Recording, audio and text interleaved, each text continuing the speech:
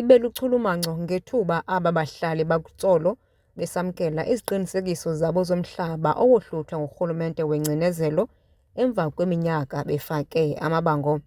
Ngokwekomishoni ejongene nokubuyiswa komhlaba ayi-17,638 amabango athenziwa kweli phondo ukusukela ngonyaka ka-1994 kwaye ngoku ayi-382 amabango angekaphunyezwa.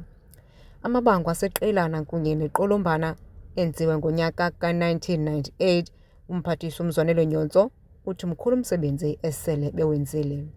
Kudala siqhuba njengoba sesingenile njengoku kule 8 months idluleyo sesinikezele plus minus 80,000 hectares of land. Ihectare yomhlaba into enkulu libala lebhola. So when nithi ngamabala ebhola are more than 80,000 sesiwanika abantu. Akukho lula kona kuba kaloku xa unikezela umhlaba kufuneka ujonge uba unika umuntu right na. Xa unikezela umhlaba kufuneka ujonge uba isengunye uyazalana nalaa mntu wayefaka iclaim. Kuba ezinye abantu ababefakile sebabhubha ngenxa yendlela ecotha ngayo le process. Bangama-882 abahlali baseqelana abafumana iziqinisekiso zomhlaba kwaye umhlaba obuyisiweyo uzihektara eziyi-5,302.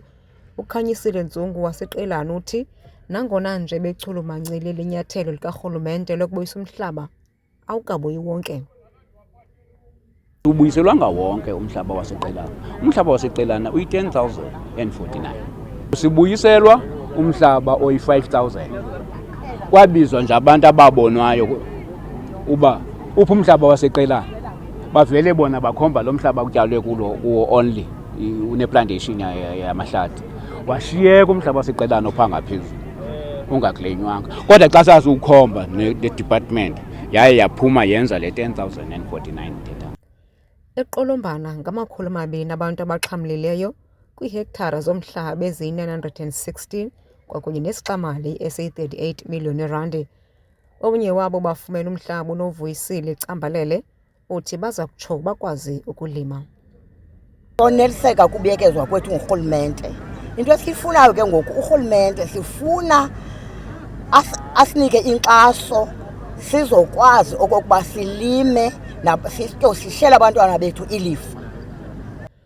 Ikomishoni yokubuyiswa komhlaba ithi kwisithili sase-OR Tambo ali-18 kuphela amabango asele eshiyekile kwaye baza kuqinisekisa ukuba abanini mhlaba bayawufumana umhlaba wabo. Ndinguyamkela Mchiyo kwiindaba ze-NPK kutsolo.